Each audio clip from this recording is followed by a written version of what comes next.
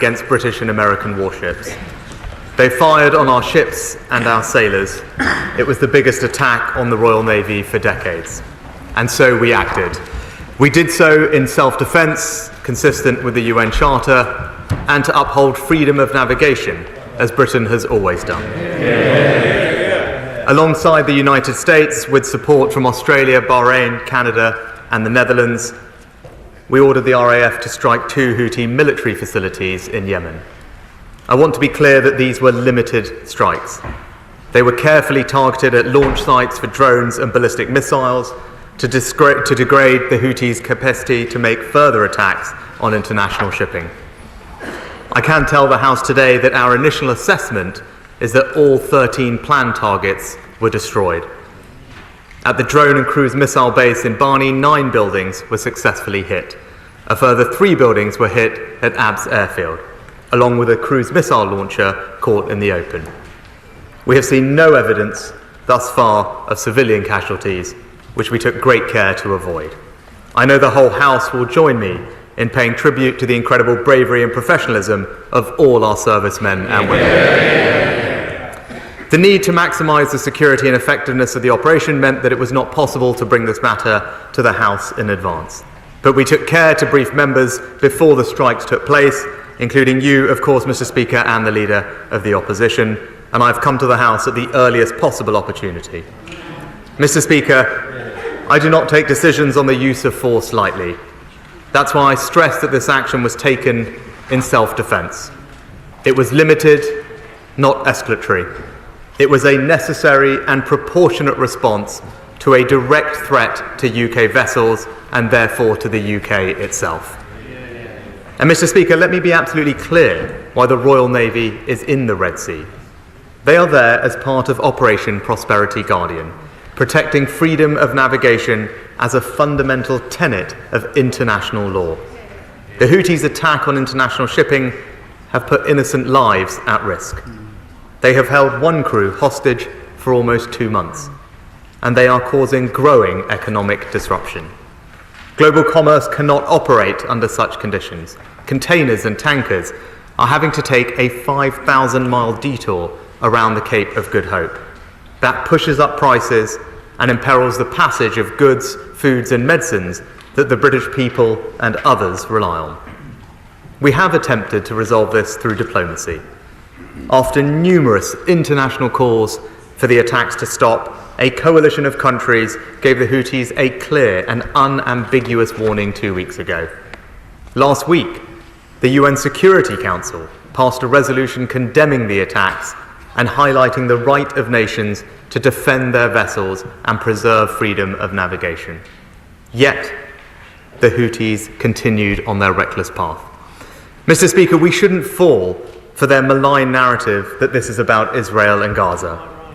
They target ships from around the world. We continue to work towards a sustainable ceasefire in Gaza and to get more aid to civilians.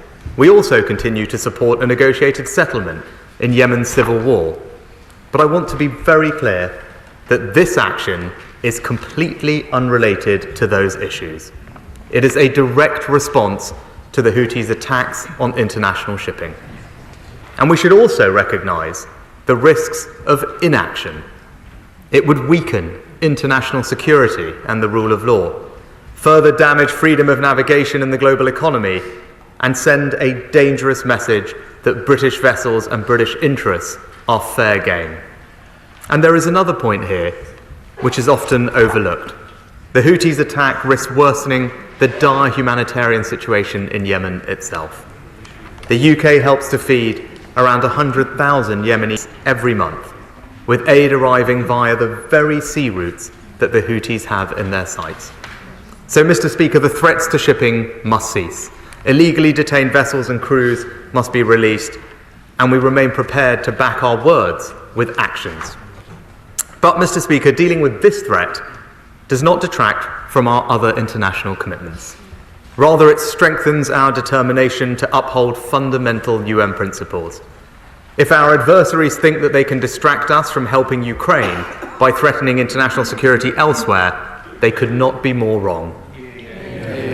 On Friday, I travelled to Kyiv to meet President Zelensky and addressed the Ukrainian Parliament.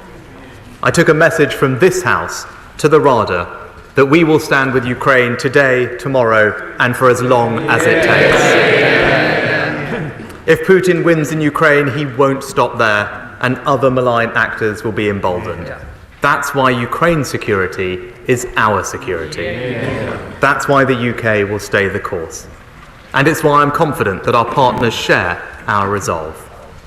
And so far from our resolve faltering, our military support to Ukraine will increase this year. We will provide the single biggest package of defence aid to Ukraine since the war began, worth £2.5 billion. This will include more air defence equipment, more anti-tank weapons, more long-range missiles, thousands more rounds of ammunition and artillery shells, training for thousands more Ukrainian servicemen and women, and the single largest package of advanced drones given to Ukraine by any nation. All of this is on top of what we have already provided to support Ukraine. In total, since the war began, the United Kingdom will have provided almost £12 billion of aid to Ukraine. We were the first to train Ukrainian troops, first in Europe to provide lethal weapons, first to commit main battle tanks, first to provide long-range missiles, and now we are the first to keep the promise made at the last year's NATO summit, alongside 30 other countries, to provide new bilateral security commitments. Mr. Speaker, Ukraine's rightful place is in NATO, and NATO will be stronger with Ukraine in it.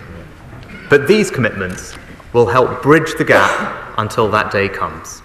Under the new agreement that we signed with President Zelensky, we are building Ukraine's military capabilities, and if Russia ever invades Ukraine again, we will provide swift and sustained assistance, including modern equipment across land, air and sea.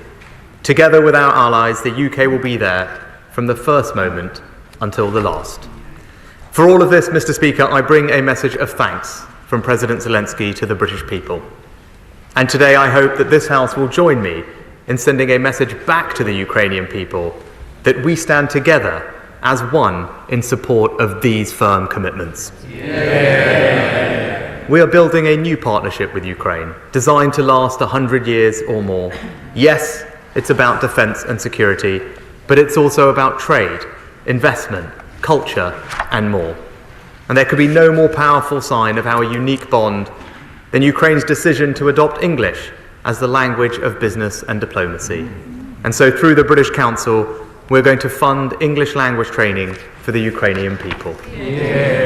So, Mr. Speaker, in dangerous times, we are investing in defence, hardening our critical infrastructure, building our alliances, and we are resolute in our principles. International security, the rule of law, and freedom to determine your own future. An attack on those principles is an attack on everything that we believe in and on which our lives and livelihoods depend. As the home of parliamentary democracy and a leader in collective security, it is our responsibility to defend those principles and to defend our people. That is who we are. That is what Britain does and will always do. And I commend this statement to the House. We now come to the Leader of the Opposition, Keir Starmer. Thank you, Mr. Speaker, and can I thank the Prime Minister for the secure briefing last week and for advance copy of his statement. Mr. Speaker, let me reiterate that Labour backs this targeted action to reinforce maritime security in the Red Sea. We strongly condemn the Houthi attacks that are targeting commercial ships of all nationalities, putting civilians and military personnel in serious danger, including British forces. The Houthi attacks are unacceptable, illegal, and if left unaddressed, could lead to a devastating rise in the cost of essential food in some of the poorest countries. And, Mr. Speaker, the international community clearly stands against the Houthi attacks.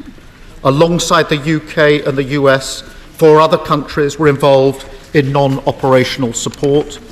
Over a dozen nations are part of the Maritime Protection Force in the Red Sea, and many others support the recent UN Security Council resolution, which condemns the Houthi attacks in the strongest possible terms. The UK strikes were limited, targeted, and did everything possible to protect civilian lives. That is a proportionate response. Mr. Speaker, military action must, of course, always be underpinned by a clear strategy, and it's the role of this House to ask the right questions. So I ask the Prime Minister, what confidence does he have that his stated objectives have been met?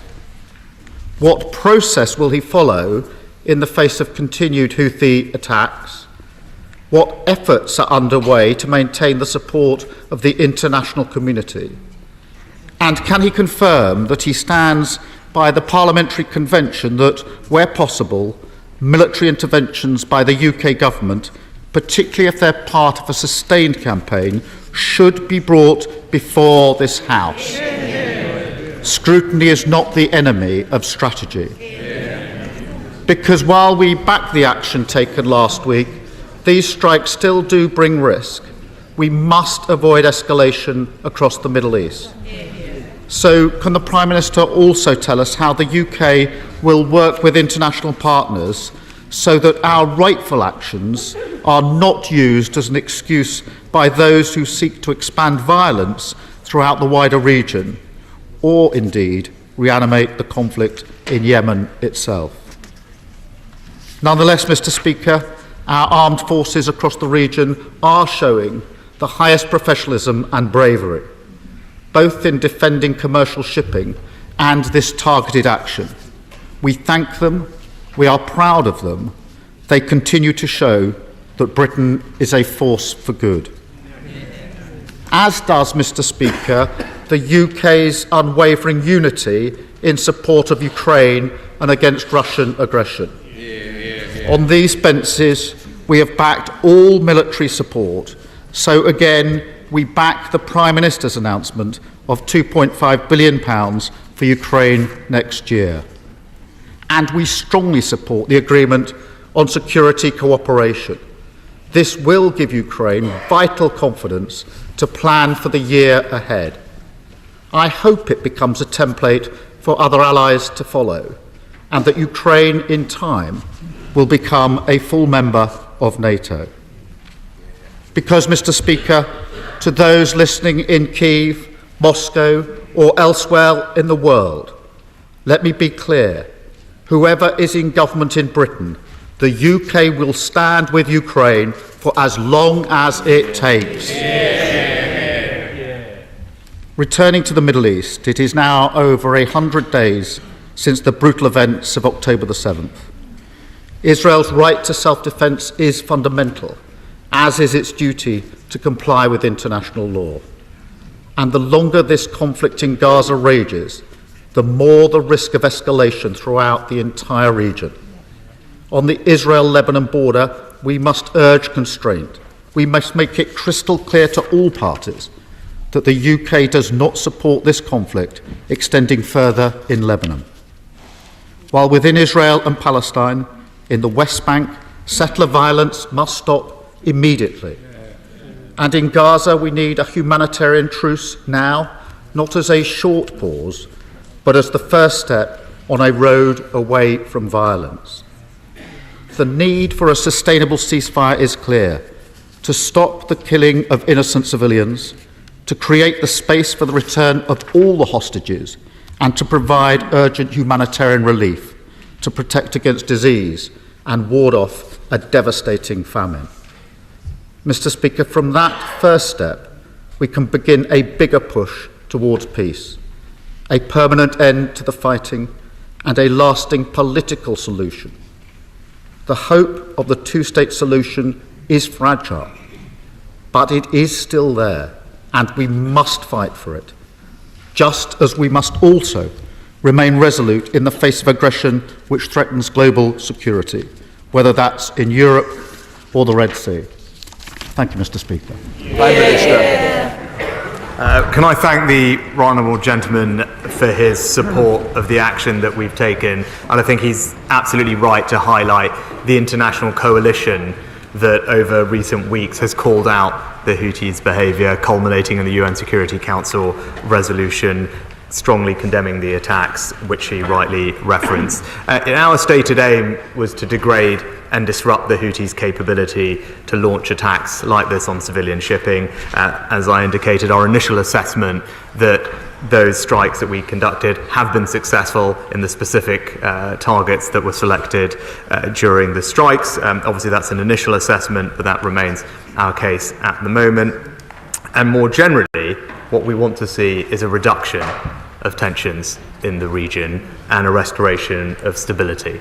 That is our stated aim. It's incumbent on the Houthis not to escalate this and continue with what are illegal and unprovoked attacks on civilian shipping, putting innocent lives at risk and damaging the global economy and the prices that British citizens and others will pay for their everyday goods, as the honourable gentleman rightly pointed out. I can assure him that it was necessary to strike at speed, as he acknowledged, to protect the security of these operations. That is in accordance with the Convention, and I remain committed to that Convention and would always look to follow appropriate processes and procedures, and also act in line with precedent where he will know there have been strikes in 2015 and 18 where a similar process as to this was followed. And I can also provide him with the assurance, as he rightly asked, about our international engagement, because there will be malign forces out there that seek to distort our action, to turn it into something that it is not, and it is important that we engage with our allies and those others in the region so they understand what we did and why. And I can provide him with the assurance that we have done that, will continue to do that, because it is important that there is no linkage between these actions and anything else that is happening. This is purely and simply to respond in self-defense to illegal attacks by the Houthis on commercial shipping. And I also welcome his support for the announcements we made with regard to Ukraine. He is again right to point out the importance of the security commitments that we have signed. 30 countries at the Vilnius summit promised to do so, and again this House should be proud that it's again the United Kingdom leading by being the first country to sign such a commitment, and which I now believe will serve as a template for others to follow. And I can tell him the enormous appreciation in Ukraine for the UK to do that, so that there is a long-term certainty for the Ukrainian people of our support and providing further deterrence to Russia and others against future aggression. I think perhaps in conclusion, Mr. Speaker, the confluence of these two events over the same 24 hours serves to highlight the increasing threats that we face as a country. The global environment is becoming more challenging, more unstable, and it is incumbent on us to respond to those challenges with increased investment in defence, as we are doing, strengthening our alliances, because ultimately we must defend the principles of international law, of freedom and democracy, freedom of navigation that we all hold dear, and this government will always stand ready to do that and to protect the British people. Sir Julian Lewis. The Prime Minister was clearly absolutely justified to respond as he did, particularly after the direct attack against HMS Diamond. But given that at the time of the Falklands campaign, we had 35 frigates and destroyers and were spending 4.5% of GDP on defence, whereas both those figures can be cut in half to describe our situation today, does he agree with me that we certainly should not be reducing the numbers of frigates or destroyers, and we certainly should not be mothballing or otherwise decommissioning our amphibious assault ships? Prime Minister. Well, I'm happy to reassure my honourable friend that our intention is to increase defence spending from where it currently is up to 2.5% when the circumstances allow. It's worth reminding the House that we have consistently over the past decade been the second largest spender on defence in NATO, larger than 20 other countries combined, and our plans will continue to provide that leadership. Within that, there is a very strong equipment plan underpinned by the £24 billion extra that the MOD received in its most recent settlement, which for the Royal Navy does include Type 26, Type 31 and Type 32 frigates. And with regard to the specific vessels that he talked about, the Defence Secretary has asked the First Sea Law to plan how the Royal Marine's excellent work can be taken forward so that they have the capabilities that they need to continue their work and to be able to be deployed globally. And when that process concludes, of course, the Defence Secretary will update the House. SNP Leader Stephen Flynn. Thank you, Mr. Speaker. I'd like to begin by echoing the Prime Minister's sentiments in relation to Ukraine. All of us on these benches remain firmly united behind their struggle against Vladimir Putin's Russia. Mr. Speaker, when Sir Walter Scott wrote that in war both sides lose, I'm not quite sure he'd factored into the equation the likes of the Houthis, because they are, of course, the fundamentalists. And unperturbed by the bombing that they have been on the receiving end of from Saudi Arabia for many years, the perceived wisdom would suggest that they are perhaps not just content, but maybe even quite happy to be on the receiving end of American bombs. And it is in that context that that poses an enormous question for all of us in this House as to what comes next. If, as has been suggested through their actions over the course of the last 12 hours or so, the message which we sought to send has not been received, then what do we intend to do? What is the plan? What is the Prime Minister's strategy? Will he come to the dispatch box and, unlike his predecessors in relation to Middle East conflicts in Iraq and Afghanistan and Syria, lay out when and how far he is willing to go in relation to military action? Because quite clearly, we need to understand his government's strategy in this conflict, because we cannot have an escalation which leads to further regional instability.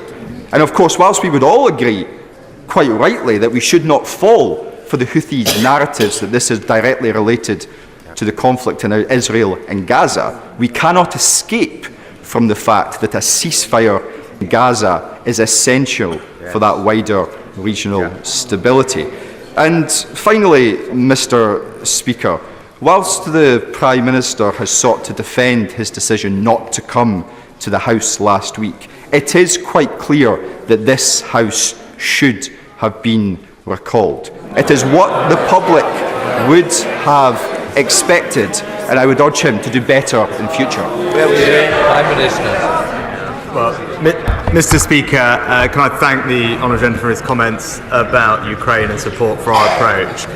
With regard to the future, I obviously won't speculate on future action. What we conducted was intended as a single limited action, and of course we hope that the Houthis will now step back and end their reckless and destabilising attacks. But of course, Mr. Speaker, we will not hesitate to protect our security and our interests where required, and we would of course follow the correct procedures, as I believe we did so in this case. And although the Honourable Gentleman is right to ask questions, but we should also recognise the risks of inaction. Because doing nothing would absolutely weaken international security and the rule of law. It would further damage the freedom of navigation and the global economy. And perhaps most importantly, it would send a very dangerous message that British vessels and British interests are fair game, and that is simply unacceptable, Mr. Speaker. And lastly, if I might say, and of course I'm happy to answer questions about the situation in Israel and Gaza, but this House should be very clear in making it clear to the outside world that there is no linkage between what we have done last week and the situation in Israel-Gaza. This was a specific action in self-defense against the Houthis, who are conducting illegal strikes against innocent civilian shipping, and that has nothing to do with what is going on in Israel-Gaza, and we must never let anyone think that this House believes that there is. Richard Drax. Thank you very much, Mr. Speaker. Can I commend my right honourable friend, the Defence Secretary, for his excellent and wide-ranging speech this morning. He rightly pointed out that we face dangerous times. And can I ask my right honourable friend, the Prime Minister, that while it's important how we spend defence money, it is vital and without doubt that defence needs a lot more money, more than 2.5% in these arbitrary targets, if our brave men and women are going to fight a sustained conflict in the years ahead. Prime Minister. Well, Mr. Speaker, I agree that the Defence Secretary did make an excellent speech earlier, and in that speech he highlighted, as I did, that defence spending has consistently met our NATO obligation. We've been the second largest defence spender in NATO, and in the last settlement, defence received the largest increase of £24 billion since the end of the Cold War, because my friend is right, the threats that we face are increasing. It's right that we invest to protect the British people against those threats, and that is exactly what this government is doing and will continue to do. And David. Thank you, Mr. Speaker. While not having a vote in this House is regrettable, Liberal Democrats support limited strikes against the Houthis to open international shipping lanes. But we cannot lose sight, Mr. Speaker, of the fact this region is a tinderbox. Attacks on US soldiers in Syria and Iraq, the terrorism of Islamic State in Iran, the rockets of Hezbollah, the Israeli drone strikes in Beirut, all stemming from the horrifying conflict in Israel and Gaza. So can the Prime Minister set out what conversations he has had with our NATO and European allies, but also leaders of Gulf countries, to ensure that these limited strikes remain limited? Prime Minister. Mr. Speaker, of course, as I said, we are extensively engaging with our international partners, including our Gulf allies. I recently spoke to the President of Egypt just last week and will continue to do so. But again, I say this, it's important that no one takes away that this House believes on any side that there is a linkage between direct action in self-defence against the Houthis and the situation in Israel-Gaza. They are entirely distinct. We will do everything we can to bring more aid into Gaza, to make sure that we work hard for a sustainable ceasefire, and that is separate to our ability and necessary duty to defend our interests and our people. Sir Liam Fox. Thank you, Mr. Speaker. Can I commend the Prime Minister for his firm and principled response to events in the Red Sea?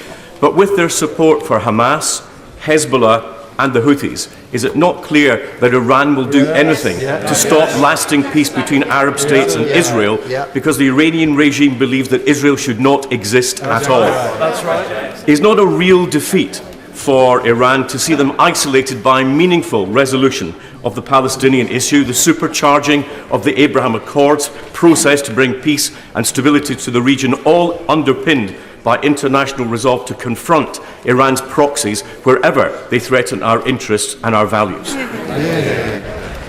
Well, can I thank my honourable friend for his excellent remarks, but also for the work that he does on the Abraham Accords, which has done much to bring more peace and stability to the region. And he's right that the behaviour of the Iranian regime poses a significant threat to the safety and security of the UK and our allies, and ensures regional instability where we want to see more peace and stability. I can assure him that we are keeping abreast of all the risks in the area, and that's why the Royal Navy last year and the year before continues, for example, to interdict illegal arms smuggling by the Iranians to the Houthis, and we will continue to keep in close contact with our allies to take all measures that we can to protect our people and ensure that the Iranians' destabilising influence in the region is reduced to the best extent possible. Dame Priti Patel. Thank you, Mr. Speaker. I thank the Prime Minister for his statement, and he's been absolutely crystal clear in the need to degrade the capabilities of this terrorist organisation, the Houthis, that are causing havoc in the Red Sea. He will also know that Yemen is one of the poorest countries in the world, suffering a mass humanitarian crisis with over 21 million people in need of humanitarian need and support. Can I ask the Prime Minister, what will he do to ensure that they are not engulfed all over again, particularly the civilians of Yemen, in a mass humanitarian catastrophe? Prime Minister. Can I thank my honourable friend for raising an incredibly important point and reassure her in the House that, and she will know this from her own experience, that we are steadfast in our support to the Yemeni people as one of the largest donors of life-saving aid to the UN appeal. We've also committing, I believe, £88 million in this forthcoming year. Over the last several years, we've committed £1 billion, and that will help to providing food for at least 100,000 people every month and deliver life-saving healthcare through 400 facilities. The Yemeni people are suffering, and we are doing everything we can to alleviate that suffering. John Speller. Thank you, Mr. Speaker. Earlier this century, with the threats of access to the Suez Canal from Somali piracy, the international community united with a widely based task force to successfully suppress it. Now the Houthis are threatening the lives of seafarers and international navigation, trade and the jobs that depend on it. Will he also seek to work to get the widest possible international task force to deal with this? And will he also support the people of South Yemen who want nothing to do with these terrorists? Prime Minister. Well, the honourable gentleman is right about the necessity of building international coalitions. I'm pleased to say that is happening. Operation Prosperity Guardian, which we are proud to be a partner of, is upholding freedom of navigation in the region. As has been mentioned as well, the UN Security Council resolution that was passed on the 10th of January, I think, is instructive in this sense. It very strongly condemns, as it condemns in the strongest terms, the Houthi attacks, demands that they immediately cease all attacks, and notes the right of member states to act in accordance with international law to defend their vessels. He will also have seen the statement published by around a dozen of our allies before and after the strikes, and that will hopefully reassure him that there is broad international support for what we are doing and calls on the Houthis to desist what they are doing. Liz Saville-Roberts. I represent a constituency with a proud maritime tradition, and families are anxious for commercial shipping staff whose jobs take them through the Red Sea.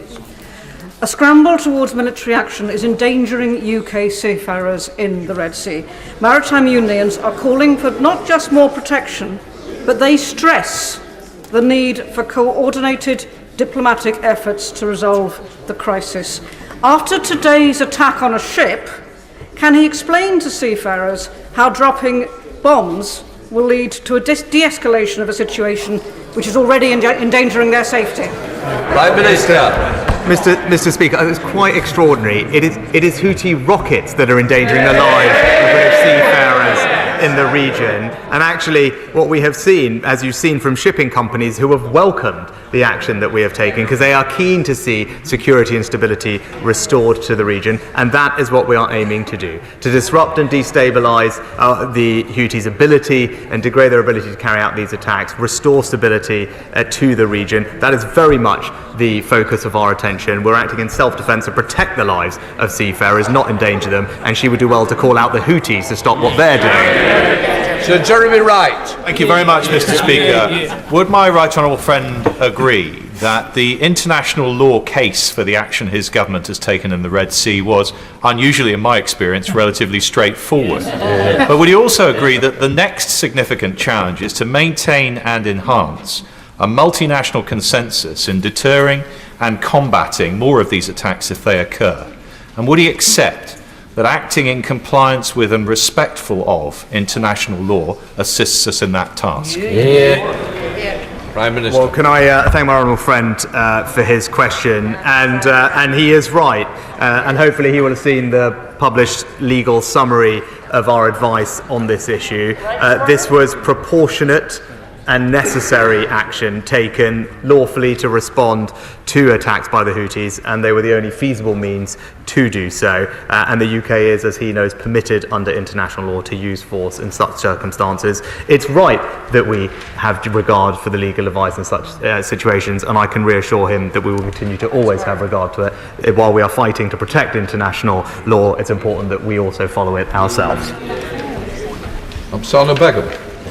Thank you, Mr. Speaker. 71% of the British public want a ceasefire in Israel-Gaza. That's according to a latest YouGov poll taken just last month. Yet last week the government launched airstrikes in the Red Sea, an escalation of the situation in the Middle East. I understand that the government may not have been under any constitutional obligation to take a parliamentary vote on this particular military action, or indeed abide by a result of that vote, should it have even decided to take one. But does the Prime Minister believe he has any duty towards, the government has any duty towards the British public when making such decisions, and to the parliamentary community who represent the British people in building any political support for this military action? Prime Minister. Mr. Speaker, the Leader of the Opposition made the point in his remarks, rightly, that we need to make sure that malign actors elsewhere would not try and distort what we have done for their own purposes. But I would gently say to the Honourable Lady to conflate and link our action against the Houthis with the situation in Israel Gaza just gives ammunition to our enemies who would seek to make things worse in the region. We have acted in self-defence. I've explained the reasons and the processes that we have followed and the accountability that I have to Parliament, which I am now here discharging. And separately, we will of course work very hard to bring humanitarian aid into Gaza and to try and bring about the sustainable ceasefire that we all, of course, want to see. Mr. Batchelor. I commend my right honourable friend for prosecuting this military action. As a matter of law, it was highly necessary and clearly proportionate, and his legal position is watertight. Countries around the world depend on that route, but as usual it is the British and Americans who do something about protecting it. There are reports, however, this afternoon that more Houthi attacks are taking place. Will he take more military action if necessary? Prime Minister. Mr. Speaker, I thank the Honourable Gentleman for his support. Of course, he'll understand that I won't speculate on future action. This was intended as limited single action, and we hope the Houthis will now step back and end their destabilising attacks. But of course, as I said earlier, we will not hesitate to protect our security, our people and our interests where required. And if we do so, we will of course follow the correct procedures and precedent as we did in this case. Sir Christopher Brown. Thank you, Mr. Speaker. The Prime Minister is right that Ukraine needs military support, but it also needs to be rebuilt. Last year, the government, the British government that is, opposed proposals that we should seize Russian state assets, $300 billion worth, sitting in banks around the world, including in the UK, and use them to rebuild Ukraine. The Foreign Secretary, however, I note in December in the United States of America said that he was now arguing that we should be able to seize those assets. Shouldn't we legislate to make sure that Putin pays for the reconstruction of Ukraine? Prime Minister. Mr. Speaker, I'm not entirely sure that I agree with the characterisation of the situation by the Honourable Gentleman. I agree that Russia must pay for the long-term reconstruction of Ukraine, and I've been clear about that. And actually, on the G7 leaders' call at the end of last year, I was the one who raised this issue, and as a result, we have collectively in the G7 tasked finance ministers to explore all lawful routes to ensure that Russian assets are made available for that purpose. We're working to identify all options for seizing those assets. We're doing it at pace and ensuring that those measures would be safe, robust and compliant with the international rule of law, and we are doing it in conjunction with our international allies. So I can give him all those reassurances. And again, it's the UK, together with the US, who has been leading that conversation in the G7. Jeremy Quinn. Houthi attacks on shipping are a global problem, and it's right that we acted alongside our partners.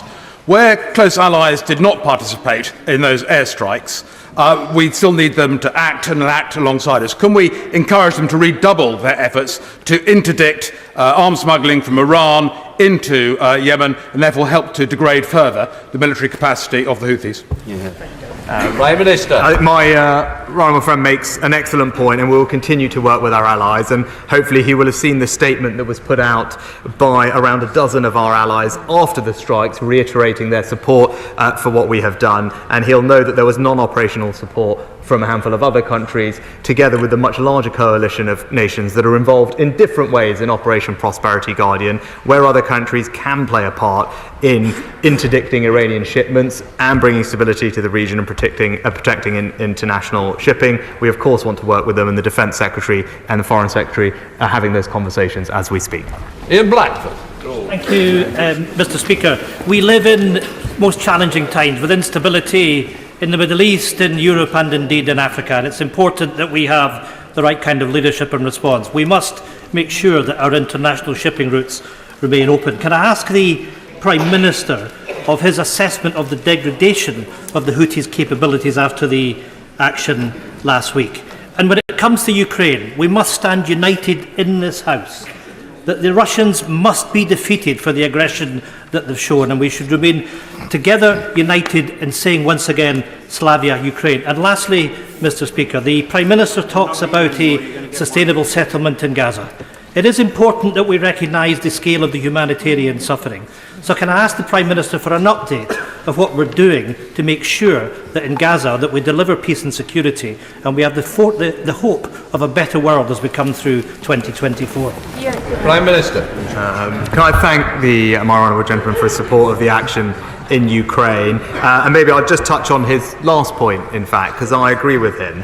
We're of course concerned about the devastating impact of the conflict in Gaza on the civilian population. Too many people have lost their lives already, and there is a desperate need for increased humanitarian support into Gaza. I'm pleased that the UK is playing a leading role. We've tripled our aid. Recently, the Foreign Secretary appointed a humanitarian envoy into the region to address some of the blockages, and just recently we delivered our first maritime shipment of aid into Egypt, over 80 tons of new aid. And when I spoke to Prime Minister Netanyahu, I impressed upon him obviously the importance of increasing the flow of trucks, but crucially, if we can, to open up extra crossings into Gaza so we can increase the flow of aid. We will continue to press on Israel to do that so we can bring more relief to people who are suffering a great deal.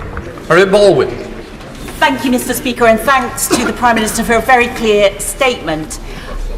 It is reported that the drones being used by the Houthis are being helped by Iran.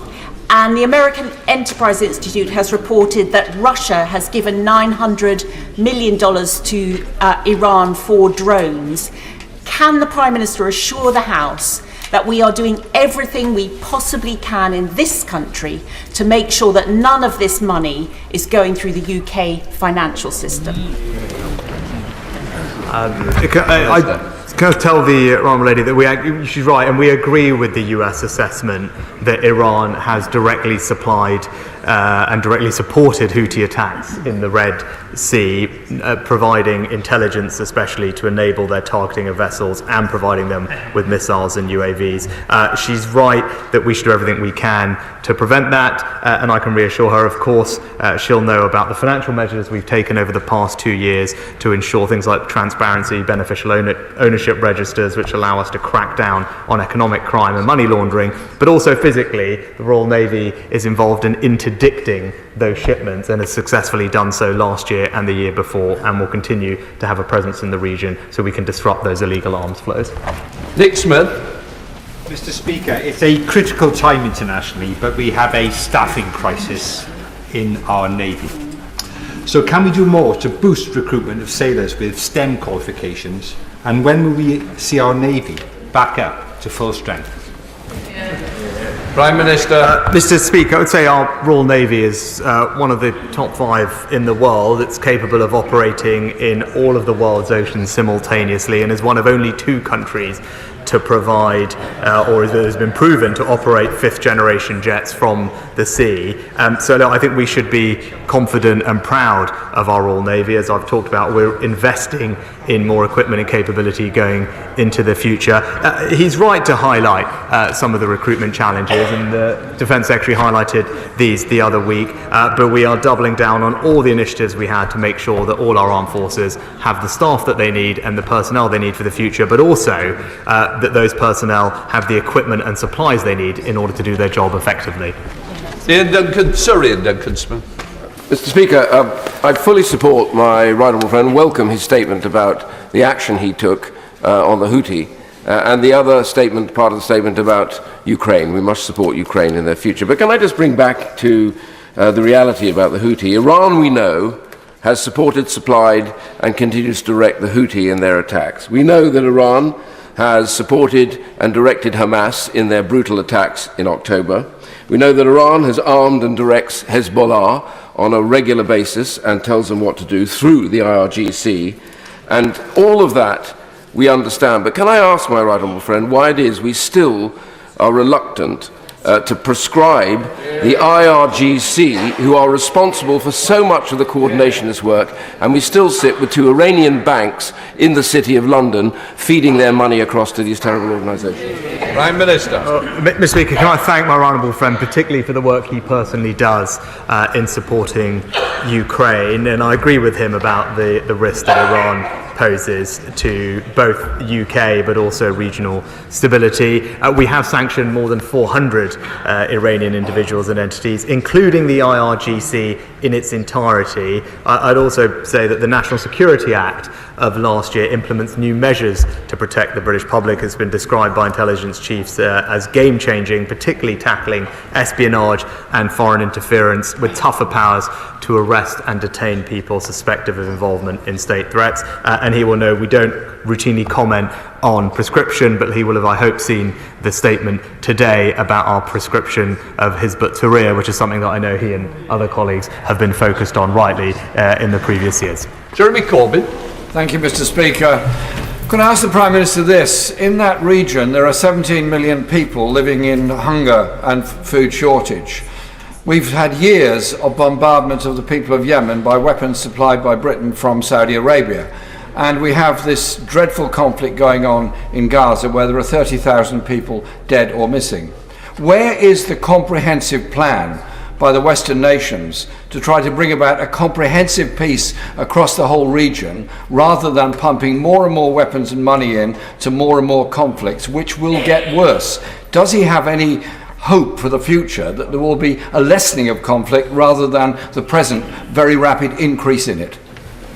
Well, Mr. Speaker, I do have hope, and that's because as we and others take action to degrade and disrupt the capability of those who are malign actors in the region, that will actually give the space for positive voices to build the peace that all of us want to see and to allow everyone to live side by side with dignity and security and opportunity. The Honourable pointed out some of the humanitarian strife that people are suffering. As I pointed out, we should be proud in this House of our record. We have committed over £1 billion of aid in Yemen since the conflict began in 2014. As I said, we are currently providing food to at least 100,000 people every month, life-saving healthcare to 400 facilities. And it's worth pointing out that Yemen is entirely reliant for food on imports largely by sea.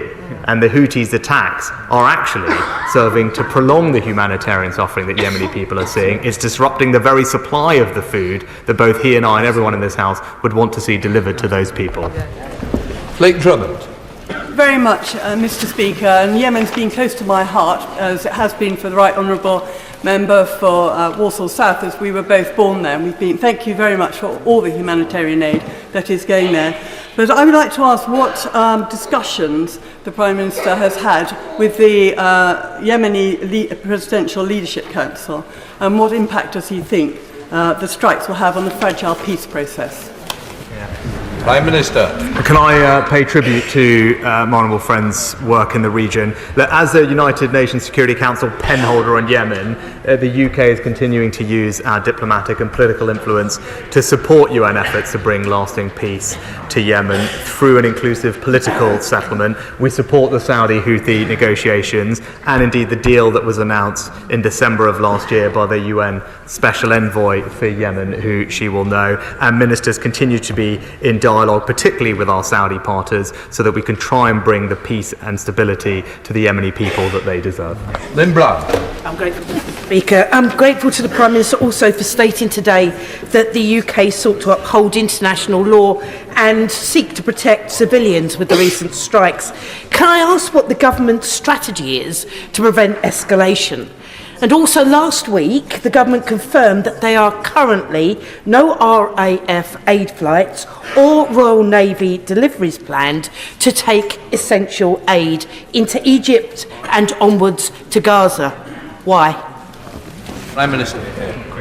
I'm not entirely sure that that's right, and I can say to the Honourable Lady we remain committed to increasing the amount of aid that we get into Gaza. We've tripled the financial amount, and as I said, most recently we saw our first maritime shipment of aid into Egypt, where a UK military ship, RAF Line Bay, was able to deliver that. We know, and she will be aware, that there are considerable blockages and logistical challenges on the ground, which we are working to help resolve, which is also why we're putting pressure on the Israelis. I spoke to Prime Minister Netanyahu about this, about opening up additional crossings like Kerem Shalom, so that would help us increase the flow of aid into the region. We absolutely want to see that happen.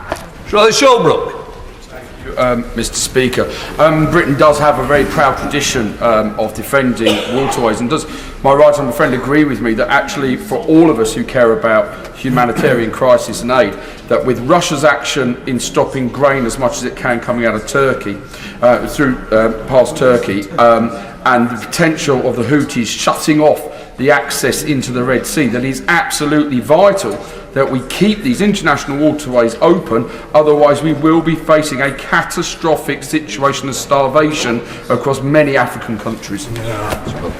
My honourable friend makes an excellent point, and particularly about the Black Sea. He'll recall that Ukraine's grain exports disproportionately go to some of the most vulnerable countries in the world. Russia has started a campaign of targeting that civilian infrastructure last year. With our support, they have now able to push back the Black Sea fleet, degrade Russia's major combatant vessels, and again with the support of the City of London in improving the insurance of those ships, we have now seen 300 ships export 10 million tonnes of cargo through the new Ukraine corridor. It highlights the importance of what he's saying, and again in this House we should be proud of the leading role that the UK has had in making that possible. Alex Davis-Jones. The Houthis are an anti-Semitic terrorist group that have caused havoc in Yemen over the past decade, starting a civil war that has killed over 350,000 people. Its slogan includes the lines, "Death to America, death to Israel, a curse upon the Jews." Would the Prime Minister join me in condemning the shameful pro-Houthi chanting that we saw at many protests in the UK over the weekend? Can I commend the Honourable Lady for her remarks, and can I wholeheartedly agree with her. We will absolutely not tolerate that kind of language on our streets. We have been crystal clear about that. We have said to the police that they should take all decisive action against those that promote and encourage terrorism, and indeed those that incite hatred and division on our streets. She will have, I hope, seen the prescription of Hizb ut-Tahrir today, another organisation which uses language similar to what she says. They absolutely, their promotion of terrorism is rooted in anti-Semitic ideology. I hope that gives her reassurance that we will confront this and stamp it out wherever we see it, because it's not in accordance with British values, and Jewish people in this country deserve to be able to walk our streets in freedom and security. Sir Bernard Jenkins. Thank you, Mr. Speaker. Can I welcome my right honourable friend's decision last week to take military action in the Red Sea, and also the substantial increase in aid for Ukraine. But could he just take this opportunity to reiterate and make it absolutely clear it would be utterly against the national interest and indeed the security interests of the world for the British Prime Minister to be hobbled in the decisions he makes about taking military action by the need to consult in advance? Does he not agree that that responsibility that he bears is intrinsic to his seals of office and it should not be given up? Minister. Can I thank my honourable friend for his comments, and in this case it was necessary to strike with speed and protect the security of the operations, and I believe that is in accordance with the Convention and indeed precedent on these matters, and I believe that he's right. The government does need to protect the security and interests of the United Kingdom. That means sometimes you do have to act decisively, quickly and securely, and fundamentally we need to maintain the prerogative powers that allow the executive to act in such emergencies. But of course I am responsible for those decisions. I do not take them lightly, and Parliament is responsible for holding me to account for them. Zara Sultan. Thank you, Mr. Speaker. Past mistakes in the Middle East should have taught this House that military intervention starting out as limited can quickly escalate, risking a sequence of events far larger and more terrible, and risk even dragging us into war. It is for this reason, according to reports in the Times, that Foreign Office officials were, and I quote, incredibly nervous about last week's military assault in Yemen. Driving the region's instability is Israel's horrifying assault on Gaza, which has now lasted more than 100 days. So rather than giving Israel the green light to continue its brutal bombardment of Gaza and risking a wider conflict, will the Prime Minister seek to de-escalate the situation and call for an immediate ceasefire? Prime Minister. Perhaps the Honourable Lady would do well to call on Hamas and the Houthis to de-escalate the situation. Andrew Percy.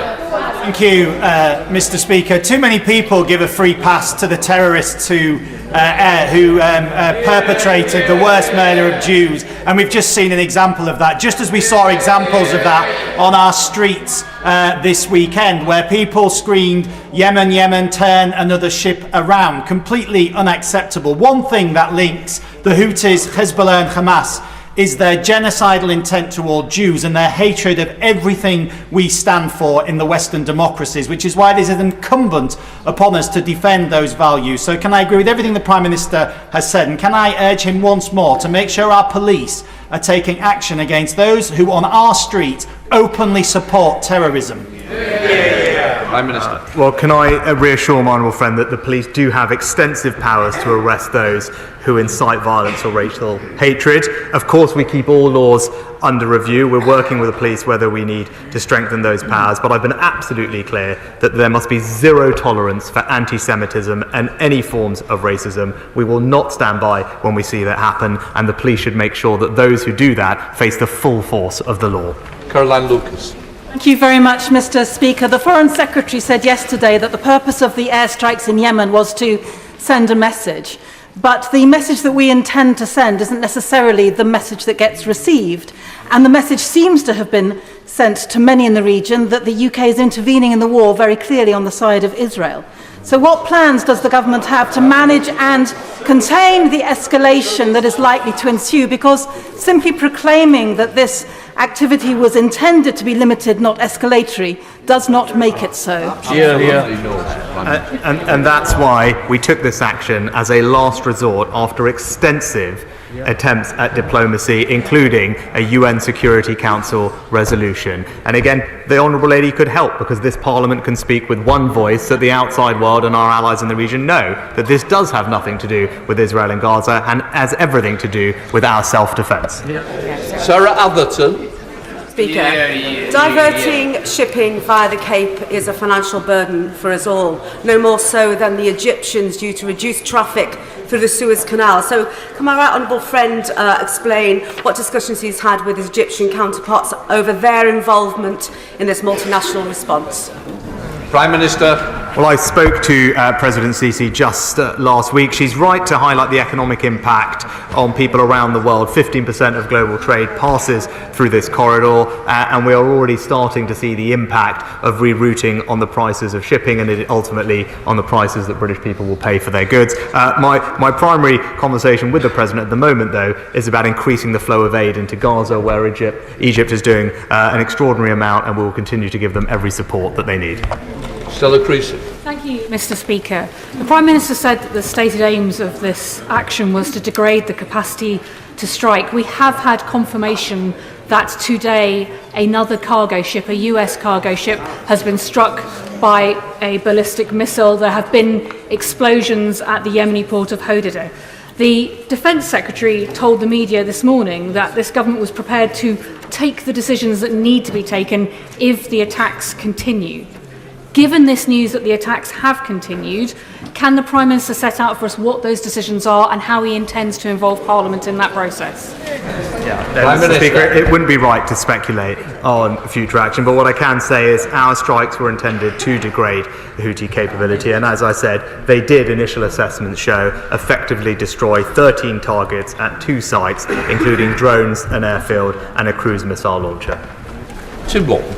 Mr. Speaker, as co-chair of the all-party Yemen group with my honourable friend from Meon Valley, we've seen at first hand how this brutal, misogynistic, homophobic, anti-Semitic terrorist regime backed by Iran, presiding over the world's greatest humanitarian crisis and responsible for throwing tens of thousands of young men to their deaths in the front line, have acted. Since 2022, they've benefited from a tentative ceasefire. So is this not a lesson in how you cannot achieve sustainable ceasefires with terrorist organisations unless and until they have been deprived of their arms and succumbed to democratic legitimacy? Prime Minister. Can I thank and pay tribute to my honourable friend's work in Yemen and very simply agree with him and say that he makes an excellent point.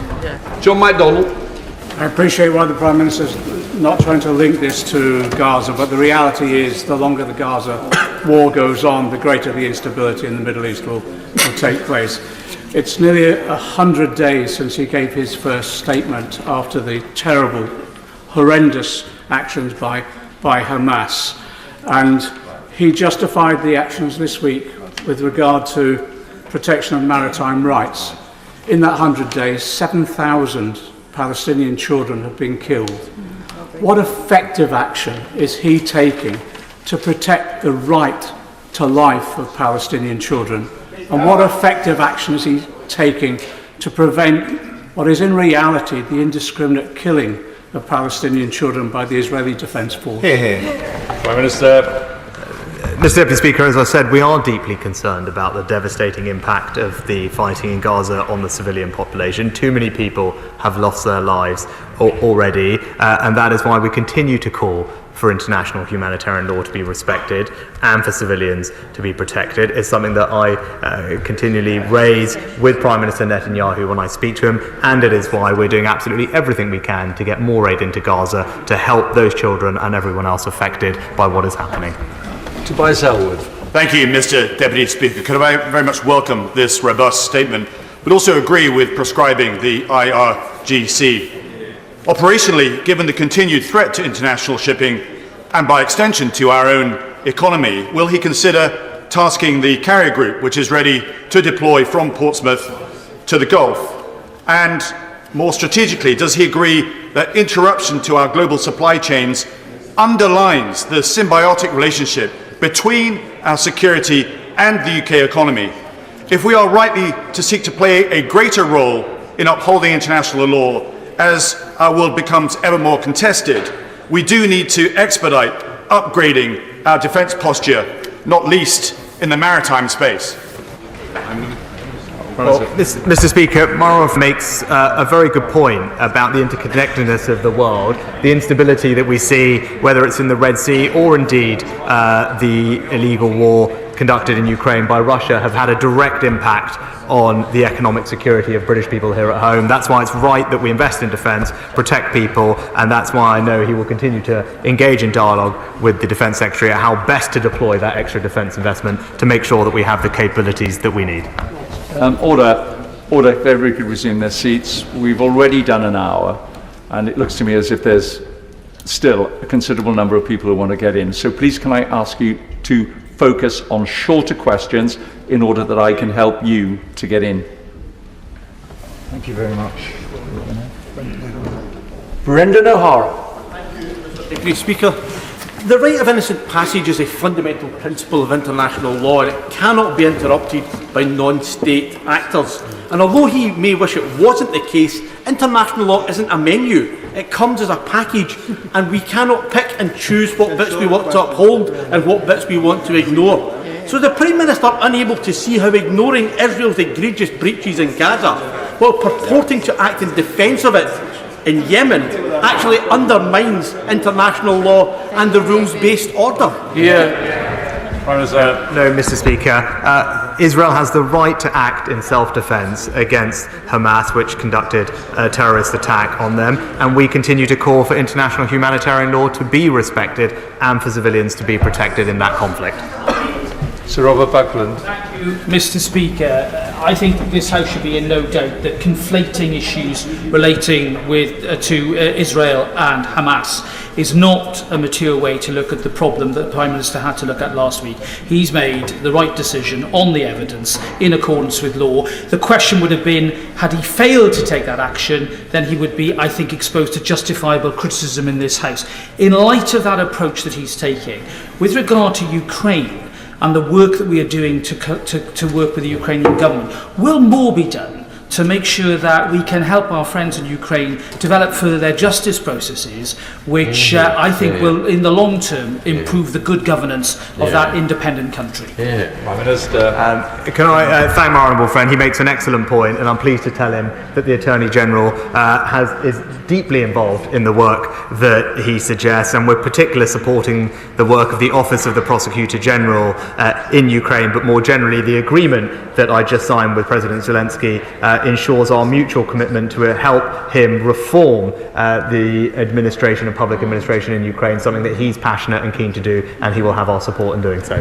Stephen Doty. Thank you, Mr. Speaker. The Prime Minister has heard the support for limited targeted action against the Houthis. And I know when I listened carefully to what he said about the efforts to prevent civilian casualties, which was unfortunately an issue I had to raise many times in relation to the previous conflict in Yemen. But can he say, therefore, a bit more about what we are practically doing to ensure they are tightly targeted against Houthi military capabilities? And of course, he rightly made the point about that those are being done to protect civilian shipping. But could he say a little bit more what we're doing to prevent civilian casualties? Minister. Mr. Deputy Speaker, we obviously, the Honourable Gentleman will respect that we don't comment in depth on the choice of targets. We do use carefully calibrated intelligence in conjunction with our military partners. The targets were selected specifically to degrade military capabilities and narrowly focused on taking out military hardware which can be used to attack commercial shipping, and I can give them the reassurance that every effort was made to minimise civilian casualties, and indeed our initial assessment says that that has been successful. Raymond Shishti. Mr. Deputy Speaker, the Foreign Secretary said over the weekend that the world is in the most dangerous position it has been in decades. The UK has seen military deployments in Ukraine, Kosovo, Guyana, now the Red Sea. It is absolutely crucial to ensure that our armed forces have the appropriate support and resources they need. The Prime Minister has said the government is committed to an aspiration of 2.5% spending on defence. An aspiration. When does the Prime Minister see that aspiration becoming a reality? And will the government now further look at increasing that to 3% in line with the Foreign Secretary's statement over the weekend that the world is in the most dangerous situation it has been in decades? Mr. Speaker, we have been investing in anticipation that the threats were increasing, and that's why at the last spending review the Defence Department received a £24 billion cash increase, the largest sustained increase since the end of the Cold War. Since then, we've invested an extra £5 billion in increasing stockpiles and in improving the sustainability of our nuclear defence nuclear enterprise. And in 2025, when we have the next spending review, we will of course set out the target and the path towards 2.5%. Jim Shannon. Mr. Deputy Speaker, can I thank the Prime Minister very much for his statement, and assure the Prime Minister that the Democratic Unionist Party will stand with him and with our government in sending the clear message to those who would seek to attack either our shipping routes or any attack on our position. We will not be silenced by those who believe they can work in the shadows to supply Yemen or indeed any other country with intelligence or arms. Will the Prime Minister affirm that the friendship and approach between the United Kingdom, United States of America, Australia, Canada and many other nations remains strong enough to stand together against any attempt to undermine our current position? Thank you. Can I thank the Honourable Gentleman for his support, and he's right about the importance of working with our allies, and he will have seen, I think, all the countries he mentioned as joint signatories of the statement that was put out in advance and after the strikes. Sir Edward Lee. Of course we have a right to defend ourselves, and of course sinister forces such as the Houthis in Iran are exploiting these tensions. But just as we have influence on the Americans because we step up to the mark, can my right honourable friend work with the American president to ensure that just as he is completely vigorous in defending Israel and their right to exist, he is even as vigorous in defending the right of the Palestinian people to their own state in peace and justice without a settlement being imposed on them every week? Well, can I say to my honourable friend that we do want to see the long-term future of a two-state solution where Palestinian and Israeli people can live side by side in security, in freedom and with dignity and opportunity. That is a future that we're all striving for, and the events of the last few months have just reminded us that we need to double our efforts on making that happen. Nick Whitley. Thank you. I regard with the utmost seriousness the threat posed by Houthi forces to mariners in the Red Sea. But does the Prime Minister accept that upholding the right to freedom of navigation in the region is an international challenge that should be dealt with through international diplomacy, principally aimed at securing a sustainable ceasefire in Gaza, and that by joining in US-led military action without reference to the UN, we're in danger of exacerbating the threat posed to British citizens by terrorism? Again, the honourable gentleman has wrongly linked and conflated the situation in Israel and Gaza with the illegal attacks by the Houthis on innocent commercial shipping. That is simply wrong. And as I pointed out in my statement, there had been extensive diplomatic avenues pursued before military action was taken as a last resort, including a UN Security Council resolution. Sir Robert Neal. Thank you, Mr Deputy Speaker. Can I commend the Prime Minister upon his action? He's acted clearly upon robust legal advice, and the legal position in international law is surely clear. Would he agree that A, it is unhelpful and frankly dangerous to make bogus comparisons, and secondly, to recognise that going forward, the greatest risk of escalation will be to fail to act robustly when clear and egregious breaches of international law take place. Can I thank my honourable friend? I agree with everything he said, and he's absolutely right that there is a risk in inaction, and to have done nothing in the face of these attacks would have been to damage the security of our people and our interests. Boone Thompson. I welcome the Prime Minister's commitment to protecting fundamental tenets under international law and upholding fundamental principles of United Nations. But could I ask the Prime Minister, is that as equally distinct and limited to this action as it is to all other situations? Prime Minister. Again, so I didn't completely follow what the honourable gentleman was saying, but I said our actions in this case were specific to the case at hand. We acted in self-defence because there was escalating attacks from the Houthis, and defiance of international diplomacy, it was right that we took action to protect the security and interests of our people. Jack Presti. Thank you, Mr Deputy Speaker. Now, given the global shortage of basic ammunition, artillery rounds and air defence systems and missiles, isn't it time that we really upscaled our industrial defence capacity so we can continue to support our friends in Ukraine and replenish our own stocks? Excellent point. In a word, yes. That's why we've invested $2.5 billion in rebuilding our stockpiles. But beyond the money, we do need to actually just build our defence industrial capability. This is a shared challenge across NATO, something that I've extensively discussed with partners, including the NATO Secretary General. But of course, part of our agreement with Ukraine is how we can mutually help support and grow our defence industrial complexes. I'm Desi. Thank you very much, Mr Deputy Speaker. The death and destruction in Gaza is intolerable, with well over 20,000 children and innocent civilians already killed by Israeli forces, more than 100 Israeli hostages still held by Hamas, and the real risk of an escalating wider regional conflict. We desperately need an end to the violence. So can the Prime Minister explain exactly what diplomatic progress he has achieved towards securing a sustainable ceasefire and peace in Gaza? Can I thank the honourable gentleman for, I think, being the first member opposite to actually remind the House that Hamas still holds 100 Israeli hostages. And it's good that he pointed that out. And he's right, we are continuing to do everything we can to bring about that sustainable ceasefire, whether it's working with the Qataris and others to secure the release of hostages and put more aid into Gaza, because I want to see what he wants to see. No one wants to see this conflict go on for a moment longer. It must be a sustainable ceasefire, and that's what we will work hard to bring about. Stephen Crabb. Deputy Speaker, the IAEA recently confirmed that Iran is once again ramping up its uranium enrichment activities and to near weapons grade. So in welcoming today's statement and the action that we've taken, can I urge my right honourable friend to give the House his assurance that he and his counterparts amongst our allies aren't losing sight of the really big question about whether Iran should be allowed to have a nuclear weapon, and whether he's considered whether it's the right time to activate the snapback sanctions provisions of the JCPOA.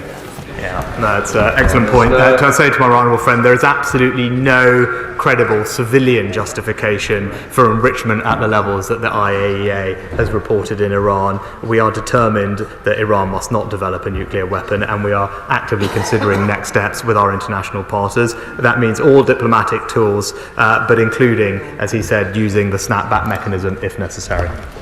Wendy Chamberlain. Thank you, Mr Deputy Speaker. We all stand behind Ukraine in the face of Russian aggression, but does the Prime Minister accept that if we believe that the UK's security is important in relation to Ukraine, that we do accept that we are giving relatively less than other countries such as Germany? Can and should we be doing more? So we should be proud of our record. We've been one of the largest contributors to the effort in Ukraine. But it's also important to recognise that we have consistently been the first country to act, and that has galvanised others. And that is an important role that Ukrainians especially recognise. I went through the capabilities that was true for, but again, crucially, we were the first country out of the 30 that promised to sign a security commitment. And as others follow, that will enhance and improve Ukraine's deterrent against Russia. And again, it's something that we should be proud of. Matt Hancock. Thank you very much, Mr. Deputy Speaker. Can I welcome the Prime Minister here opening himself up to democratic scrutiny, but can I also welcome the fact that he took the decision to act and took that heavy duty and responsibility before coming to this House, and it is folly to ask for a vote in advance of action, and it is in our national security that the Prime Minister can act, and that precedent goes a long way back, well before 2015 and 2018, the precedents he cites, but is the constitutional basis on which we defend ourselves as a country. Prime Minister.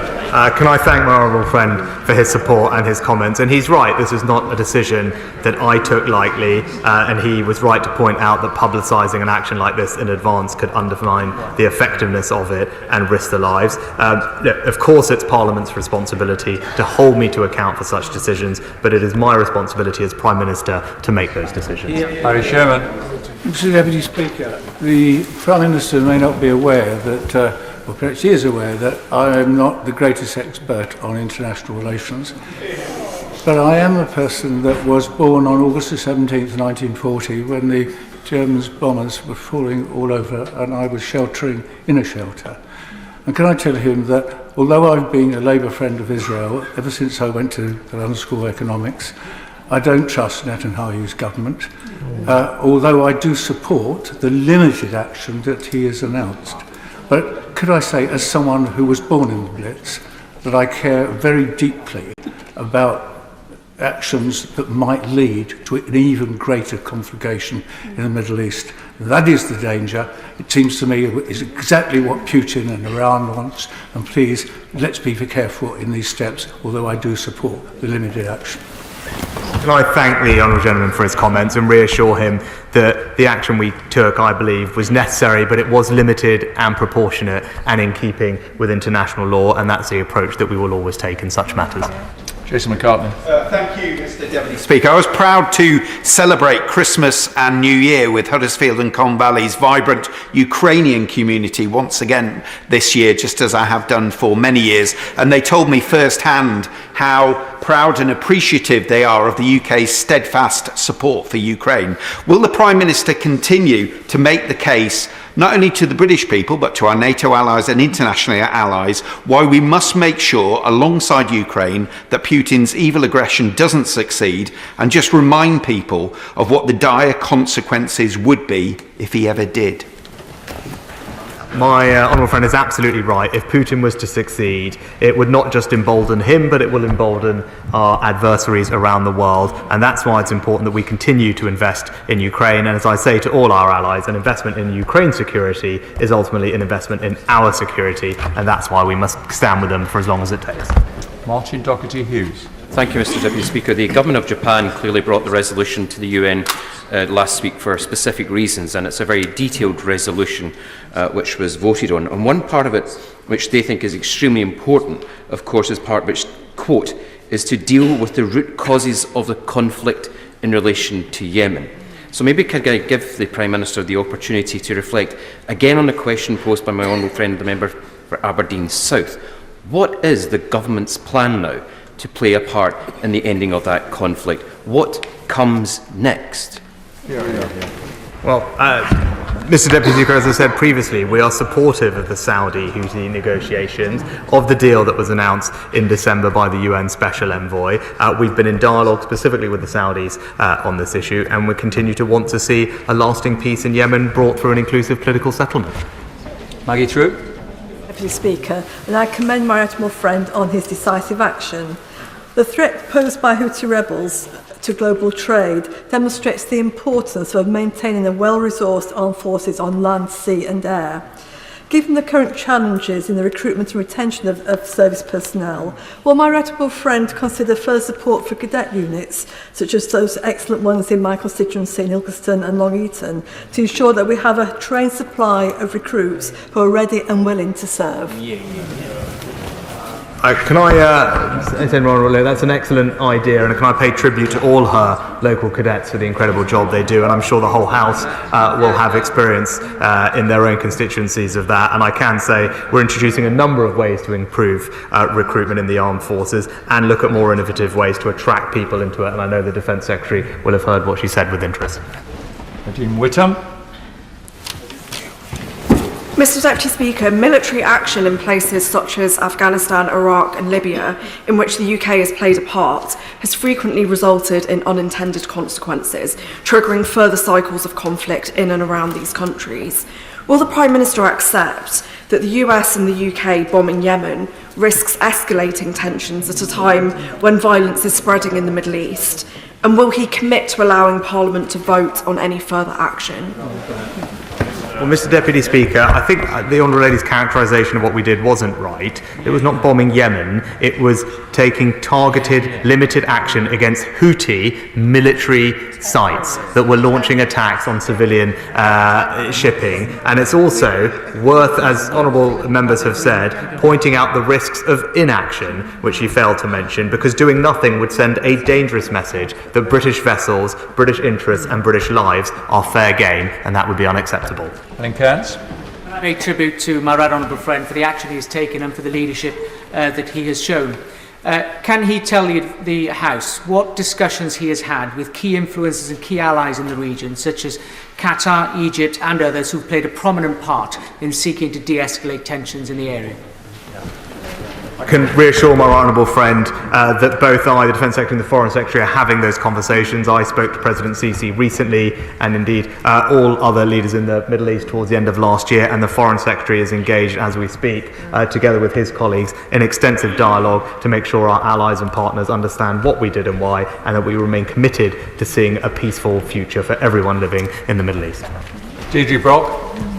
Deputy Speaker, inspectors of the International Atomic Energy Agency have been denied access to a Russian-occupied Ukrainian nuclear power station for 2 weeks and haven't yet received 2024 maintenance plans for the facility.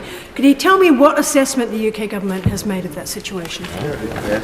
Well, I think it just highlights Russia's continuing activity that is malignant and serves to cause everyone alarm, particularly when it comes to the security of nuclear power. The IAEA must have free access to all its sites that it needs to, and there's been a long-standing concern that they haven't been able to have that. We continue to call out Russian behaviour at the UN and elsewhere, and that's what we will do to make sure that they're accountable. Anthony Magnon. Deputy Speaker, the freedom of navigation is an uncontested right, whether it's in the South China Sea or on the Gulf of Aden. And before I was in this place, I was a shipping broker. Could the Prime Minister perhaps reassure the shipping industry, of which London remains one of the foremost capitals, that we will be able to lay on more support in terms of armed convoys through the Gulf of Aden and into the Red Sea, and that we will supply as much reassurance and equipment for the Maritime Protection Force that has been mentioned by others? Well, I thank my honourable friend for his excellent question. He'll know, I hope he will have seen the welcome response from the shipping industry, leading shipping companies who have welcomed the action we've taken to restore security to the region. And of course, we are members of Prosperity Guardian, which is something the shipping industry is keen to see, so that we can bring that safety of transit for all their client states. And we'll be in regular dialogue, as the Transport Secretary has been, with them in the coming days and weeks.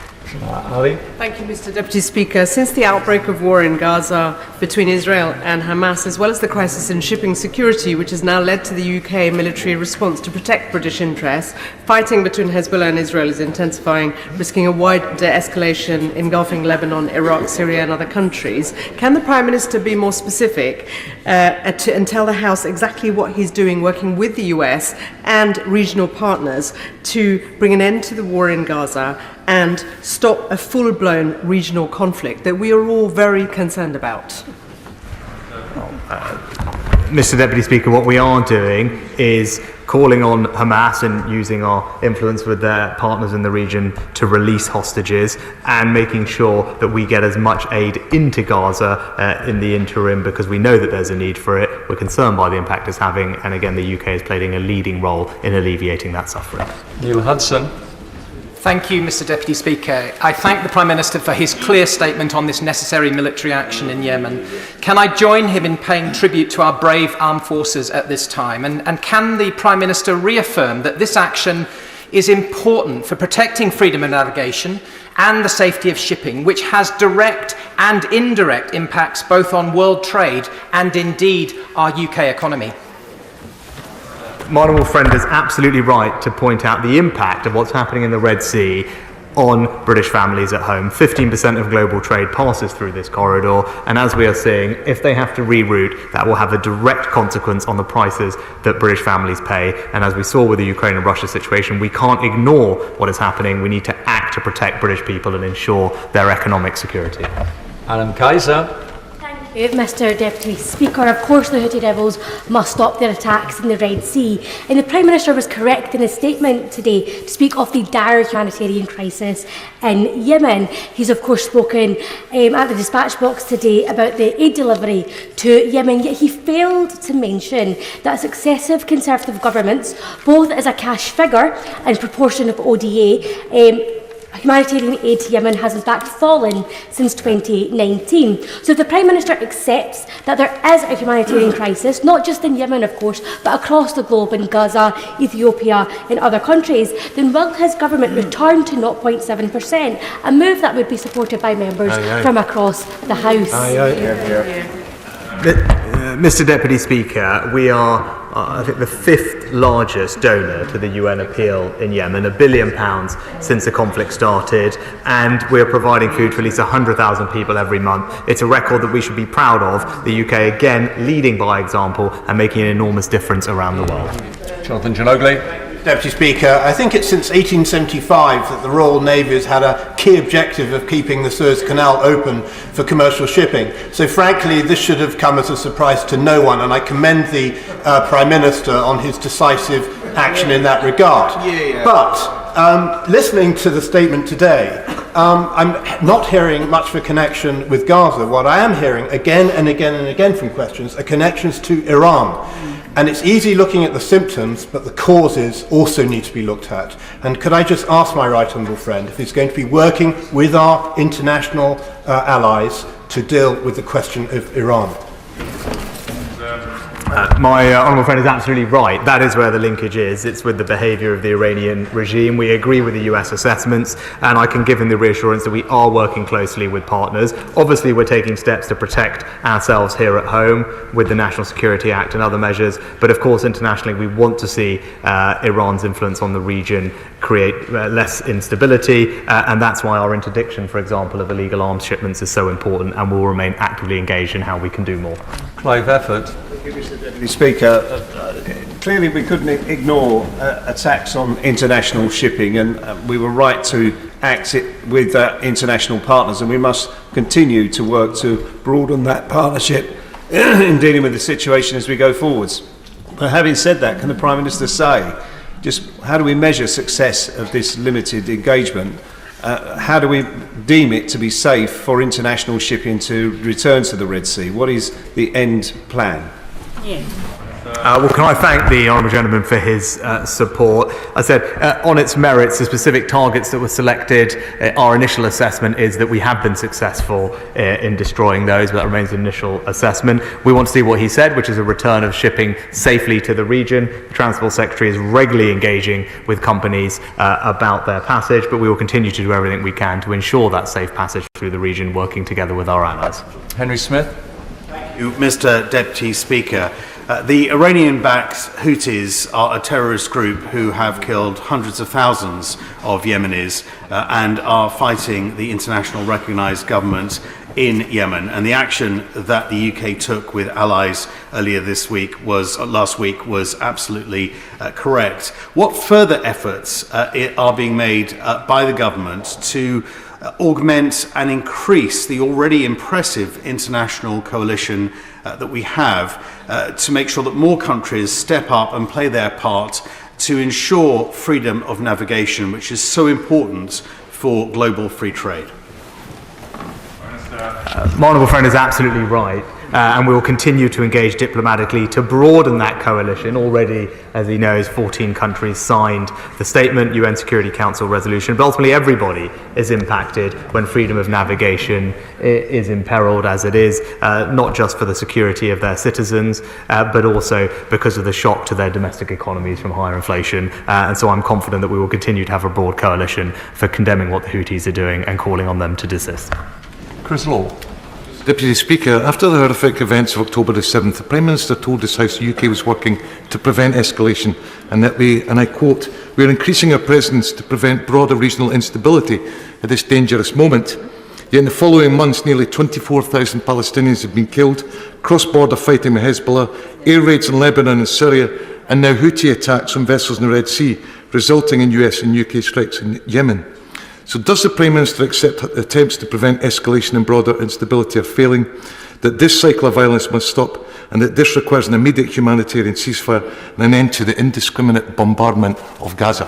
Mrs. Deputy Speaker, in Gaza no one wants to see the conflict go on a moment longer than is necessary.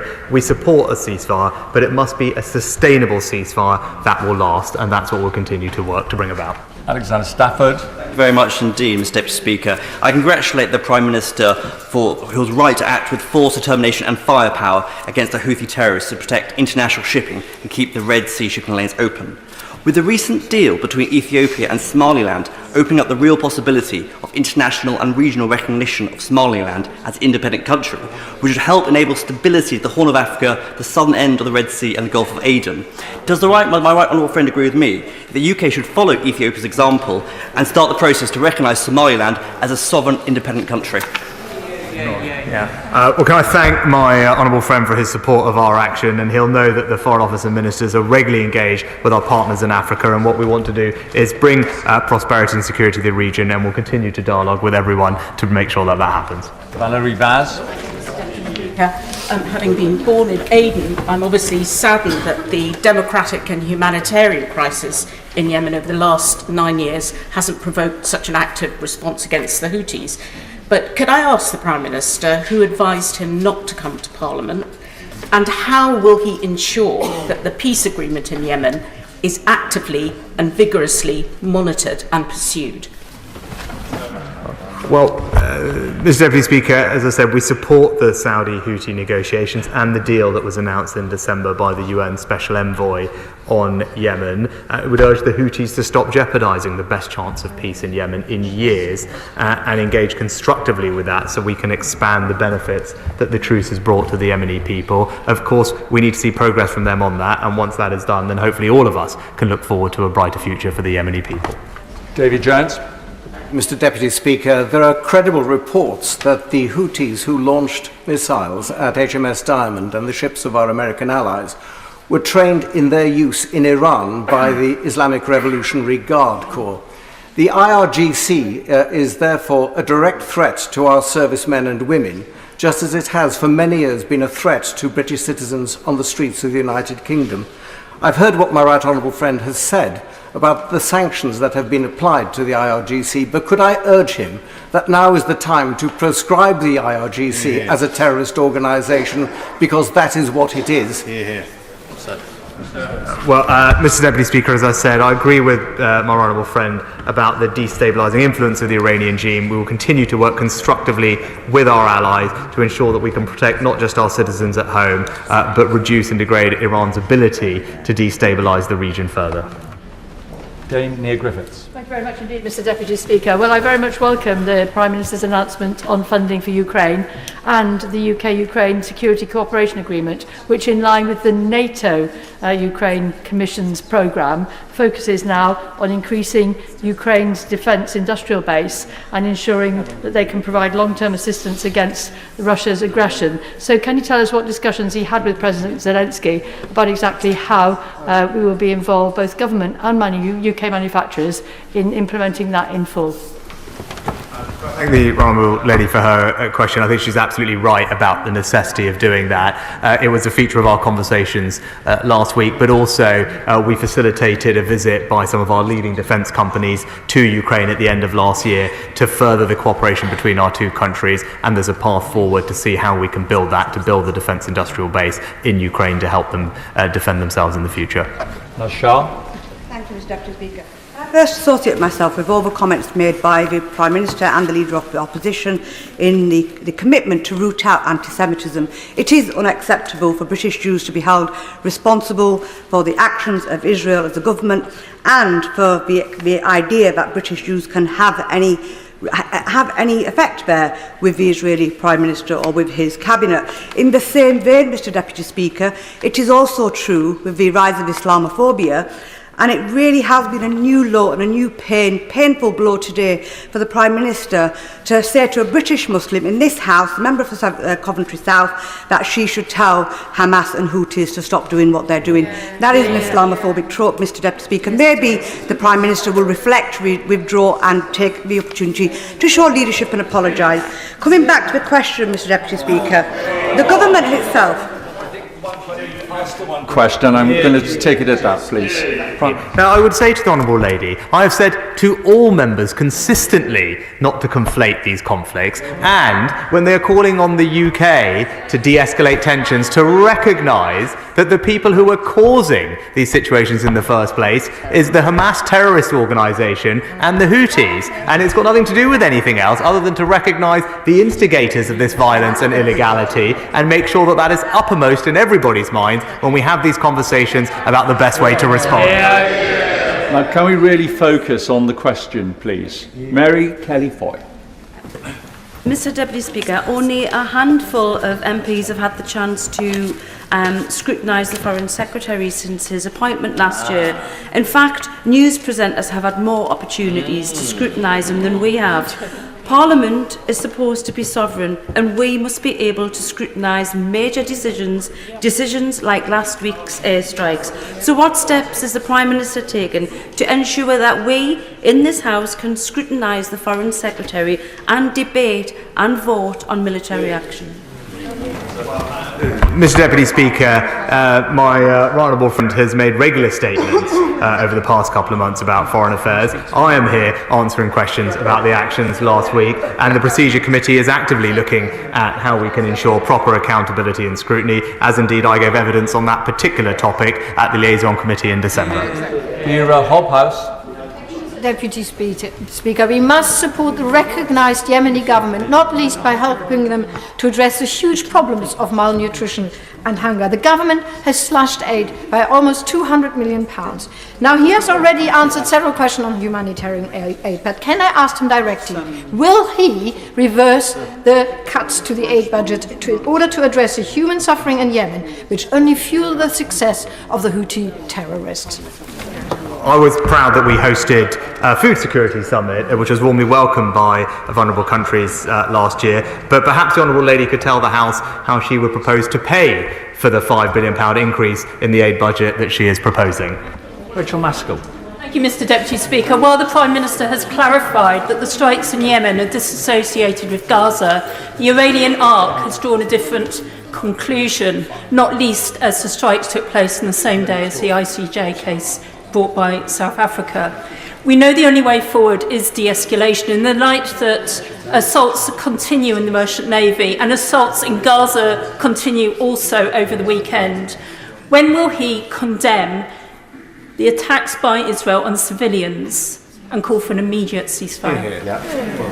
Well, Mr. Speaker, I've addressed that previously, but with regard to South Africa's referral of Israel to the ICJ, that development is unhelpful. We don't agree with it, and I don't believe it is right. As we've previously stated, Israel does have a right to take action in self-defense against Hamas, and it's important that it does that in accordance with international humanitarian law, and we will continue to make that point to them.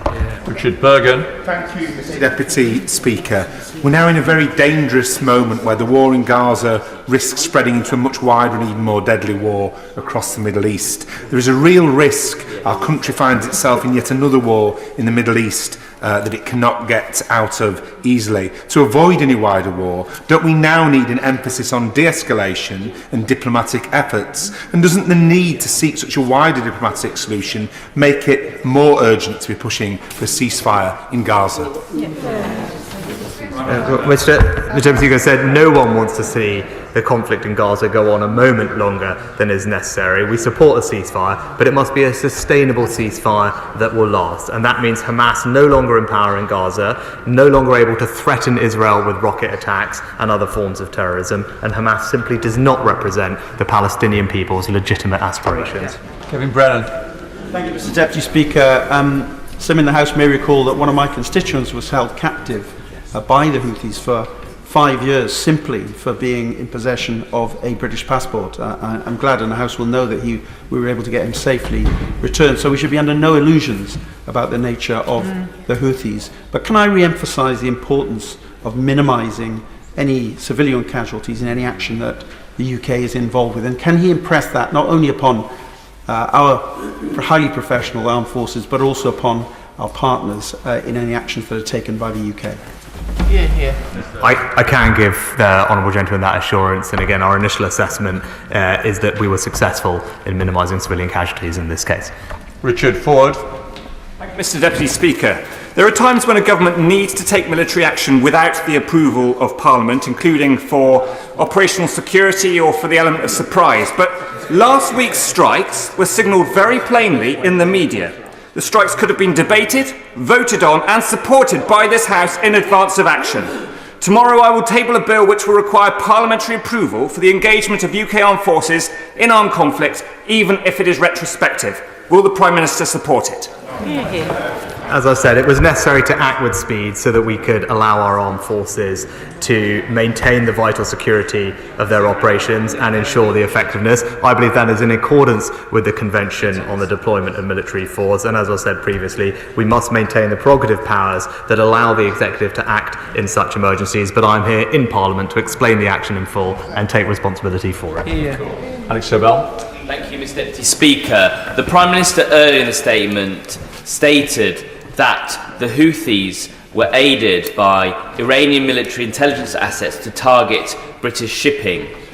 Now, does that mean the UK government considers Iranian military intelligence assets to be legitimate targets for future military strikes?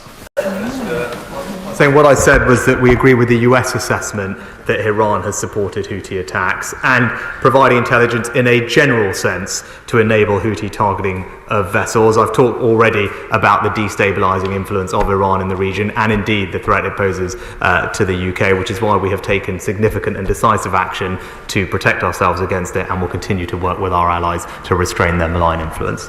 Debbie Abrahams. Thank you, Mr. Deputy Speaker. As much as the Houthis might wish to conflate their piracy with support for the Palestinian people, their indiscriminate attacks on shipping from across the world indicates otherwise. But whilst I agree that under international law there was justification for this military intervention, what was his assessment of the risk that this action could ignite conflict across the Middle East, and on the appearance of double standards on when the UK or its allies chooses to observe international law? Well, Mr. Deputy Speaker, we always will strive and make sure that we comply with international law as we did in this case, but we should also recognise the risks of inaction, because doing nothing would very clearly weaken international security and the rule of law, damage freedom of navigation and the global economy, but crucially send a very dangerous message that British vessels, British lives and British interests are fair game, and that is not something that we could allow to stand. McLaughlin. Mr Deputy Speaker, in his statement, the Prime Minister told us one of his motives was the ordinary people of Yemen. He said the Houthis' attacks risk worsening the dire situation, humanitarian situation in Yemen itself, before patting himself on the back about the number of people that the UK helps to feed in Yemen. And he's not wrong about the Houthis. However, surely the biggest threat to Yemen and people of Yemen is the cuts that have been made to the international aid budget. 2 years ago, they cut it from £221 million a year to £81 million, an eye-watering cut. So will he restore that aid? And if not, does he understand why those of us in the SNP remain unconvinced of his motives? Mr Deputy Speaker, as I said, we are proudly one of the largest contributors of aid to Yemen, and indeed it is the Houthis, by disrupting shipping, that are disrupting the very supplies of food that is necessary to feed their people. And when it comes to increasing the aid budget, I took the decision I did because I believed it was in our country's best interest, given the financial situation of the country post-COVID. But we now know that Scotland is the highest tax part of the United Kingdom economy, so perhaps the Honourable Lady can explain to the British people what taxes she would increase to pay for an increase in the aid budget. Paul Blomfield. Speaker, the Prime Minister is right when he says as a consequence of inaction, just as there is of action. And clearly the Houthis gave no alternative but the response that has come from the UK and our allies. But he also said, I thought incredibly, that their attacks on shipping were completely unrelated to the appalling civil war in Yemen, for which they are entirely responsible and which has claimed almost 380,000 lives. Surely it had everything to do with that conflict, and there is a concern that the Houthis' political position has been strengthened inside Yemen and beyond as a result of the actions on both sides. So what assessment has he made of the impact of the action on the peace process, and could he spell out what more, not what we have done, what we've been involved in, but what more we will do to achieve a political solution and a political settlement in Yemen? Well, Mr Deputy Speaker, what I said is our response was not linked to the conflict in Gaza and should not be or conflated as being so. Now, as I said, we are a penholder on Yemen in the UN Security Council, so we actually diplomatically engage extensively with allies, notably the Saudis, to see if we can support the deal that was announced in December. We will continue to do so. Obviously, it's for the Houthis that the onus is on to engage with that process to bring about peace and stability for the people of Yemen. Leila Moran. Deputy Speaker, nothing angers me more than those who choose to use the plight of the Palestinians to further their own nefarious ends. And this applies to Iran primarily, but also their proxies. Does the Prime Minister accept that the best way to pull out the rug from under the Iranian regime is to achieve that two-state solution by way of an immediate bilateral ceasefire in this conflict now?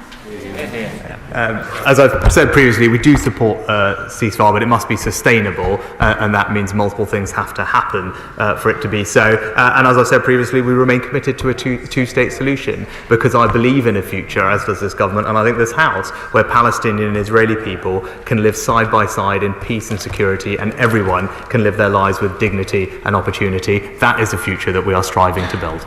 Matt Weston. Thank you, Mr Deputy Speaker, and can I welcome the remarks from the Prime Minister about the situation in Ukraine and our commitment to that. But in the Middle East, the escalation and conflagration of the situation there has seen obviously just beyond the 23,000 deaths of civilians, including children, is really quite shocking, but it's now extending to a crisis of other nations more widely and across the world. Does he agree with me that we do need to see a negotiated ceasefire in Gaza, and that ultimately, 30 years on now from the Oslo Accords, we have to see a deal which is land for peace negotiated? Well, Mr Deputy Speaker, no one wants to see this conflict go on a moment longer than is necessary. We support a ceasefire, but it must be a sustainable ceasefire that will last, and that means Hamas releasing hostages, but also no longer able to threaten Israel with rocket attacks and other forms of terrorism. And in the meantime, we will do everything we can to get more aid into Gaza. Brian. Thank you, Mr Deputy Speaker. It's obvious that the longer the conflict in Gaza goes on, the greater number of innocent civilian casualties will be, and the greater the risk of wider escalation in that region. Isn't it the case, if the UK is to be seen as an honest broker, as well as rightly condemning Hamas, the Prime Minister needs to call out Israel for clear breaches of humanitarian law, call for an immediate ceasefire, and also, instead of actors like China, who are now calling for an international conference to set a timetable for a two-state solution, wouldn't it be much better if the UK was actually doing something constructive to get that two-state solution in place? Good question. We continue to call for international humanitarian law to be respected and for civilians to be protected. Too many civilians have been killed, and as has been clear, Israel should do more to ensure that its campaign is targeted on Hamas leaders and their operatives. Beth Winter. Deputy Speaker, Fareya Al-Muslimi, a research fellow at Chatham House, has argued the attacks on Yemen will have the opposite effect, instigating a widened Houthi campaign, including attacks on US and UK installations across the Arabian Peninsula. So can I ask the Prime Minister, if the Houthi operations continue, as they have done the last couple of days, and UK and US military responses persist, what is the end game? And how much death and destruction is this country risking if we do not prioritise the cessation of military action in Yemen and the Red Sea, but also, crucially, in Gaza, the West Bank and Israel? Mr. Deputy Speaker, the Honourable Lady talks about the cessation of military action in the Red Sea. It is the Houthis that are conducting illegal strikes on civilian shipping, and to do nothing in the face of that, I think, would be to weaken our security and leave British interests and lives at risk. Alan Dorrans. Thank you, Mr Deputy Speaker, and good afternoon. Mr Deputy Speaker, we've seen from earlier events in Iraq, Libya and elsewhere that United Kingdom and United States military intervention has resulted in destabilisation and subsequent civil wars with massive loss of civilian life. What, if anything, is the Prime Minister making in terms of diplomatic efforts to prevent this happening in Yemen? Mr Deputy Speaker, as I've pointed out previously, several countries, 14 of which signed a statement earlier this year calling on the Houthis to desist what they were doing and said there would be consequences, and we've had a UN Security Council resolution condemning Houthi activity and noting the right of states to take self-defence, and that's what we did. We acted in a proportionate and necessary way in a direct threat to UK vessels and therefore to the UK itself. Emma Hardy. Thank you, Deputy Speaker. Many people are deeply worried about the escalation of hostilities and growing instability across the region. There must be an accelerated determination to bring about an urgently needed ceasefire in Gaza and hostage release. And if the bombing doesn't deter the awful actions of the Houthi rebels, what is the Prime Minister's plan B? I'd say to the Honourable Lady as well, there is in all cases a risk of inaction. In the face of attacks on civilian lives, British interests, it would have been wrong to do nothing. There have been extensive diplomatic activity, and this military action was limited, it was proportionate and necessary, and it was in self-defence. I believe that was the right course of action, and to do nothing would have been to be wrong. Gavin Newlands. Thank you very much, Mr Deputy Speaker. The Prime Minister said earlier, quite rightly, that we must condemn the Houthis and their illegal strikes on innocent civilians to protect the rule of law. So will we also condemn Israel and illegal strikes against innocent civilians, including 10,000 dead children, to protect the self-same rule of law? Yeah, exactly. As I've said repeatedly, we are deeply concerned about the devastating impact of the fighting in Gaza on the civilian population. Too many people have lost their lives already, and there is a desperate need to increase humanitarian support to Gaza. That is what we're doing, and calling Israel to abide by international humanitarian law and to do everything they can to protect civilian life. Andy Slaughter. Thank you very much, Mr Deputy Speaker. This is there's a greater conflict in the Middle East now than there has been for many years. In Lebanon, Syria and Iraq, as well as Yemen, Israel and Palestine, much of it stoked by hostile actors. The Prime Minister has told us what his military response is presently. What specifically diplomatic initiative is he pursuing to promote Britain's historic role towards peace in the Middle East?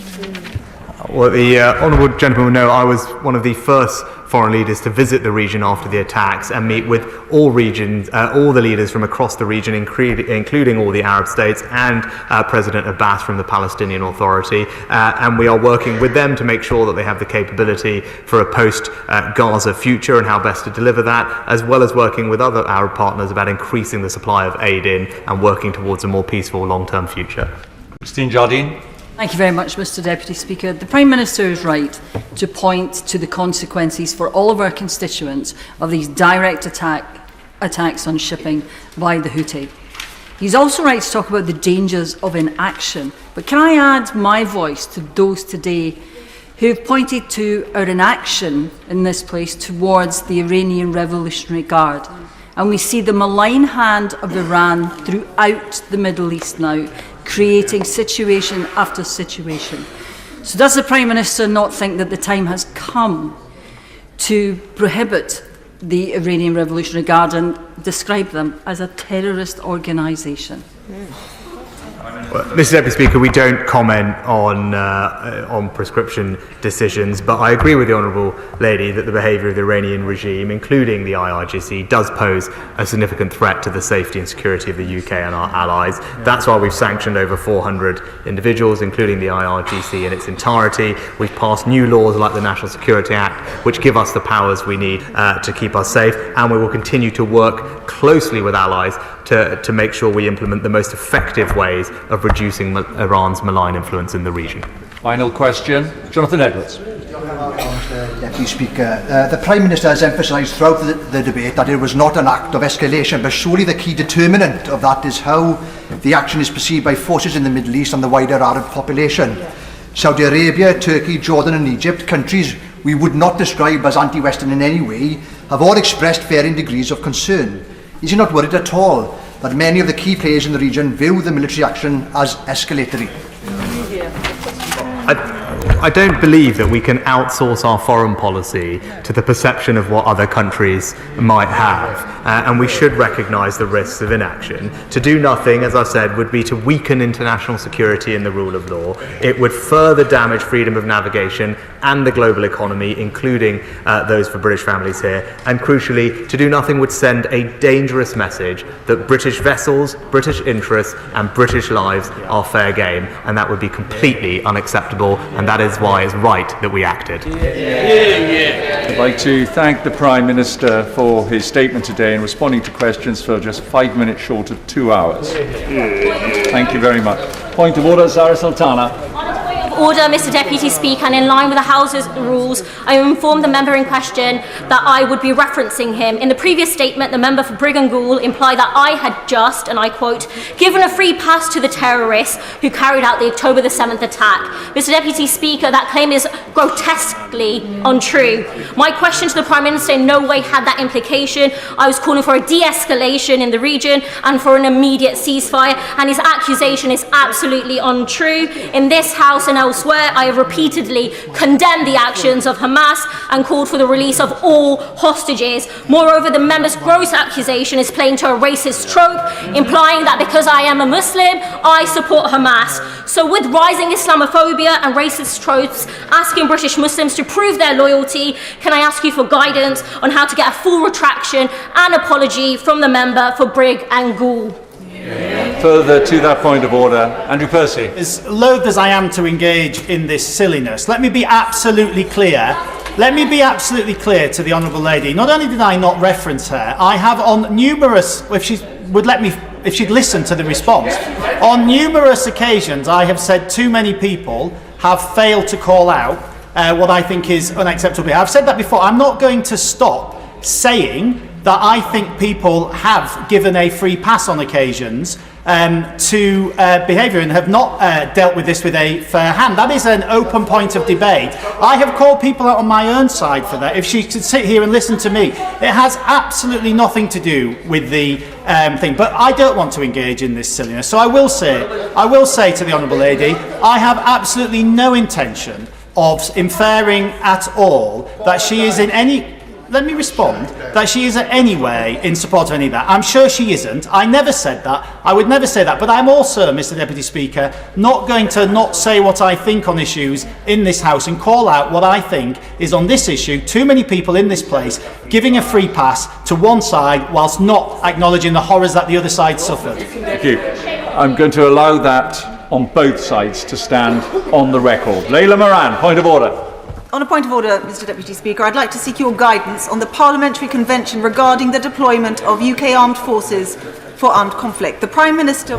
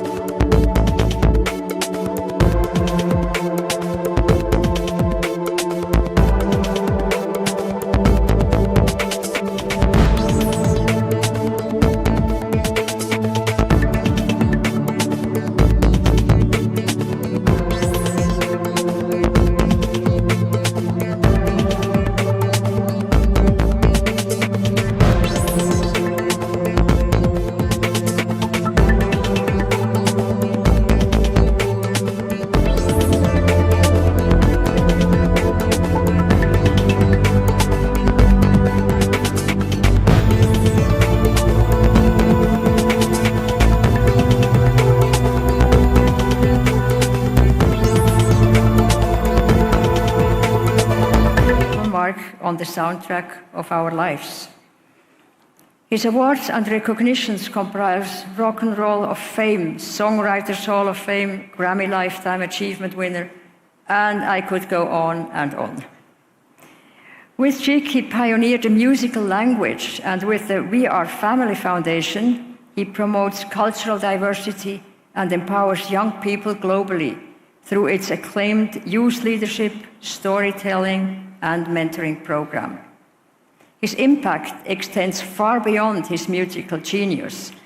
His dedication to various charitable causes, particularly fighting cancer, has shown his deep commitment to making the world a better place. Ladies and gentlemen, please join me in congratulating Nile Rodgers for receiving the 2024 Crystal Award.